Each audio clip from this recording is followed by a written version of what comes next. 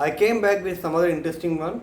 I'm having 20,000 milliampere power bank from Samsung.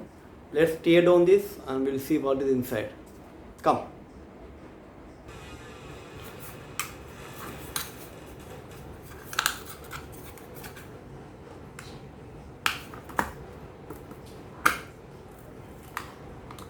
We'll see what is inside. Let's open this. Here it's having some batteries inside. So you can see these are the cells. So these individual cells are connected in parallel.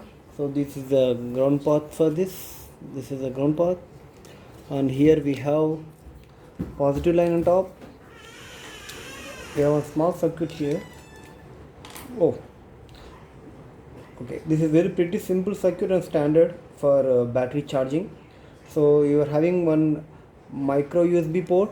This is used for the charging, and this is for output type A. And we have one switch here. We have one switch here to making this turn on off. And we have a battery IC charger. This, when you connect this here, the battery charger, this is the for an adapter in this port type B. This IC is responsible for making these cells charging. So it will be like initially it will be in constant current mode. Once it reaches to the nominal voltage, it will reduce the current and it will be in constant voltage mode.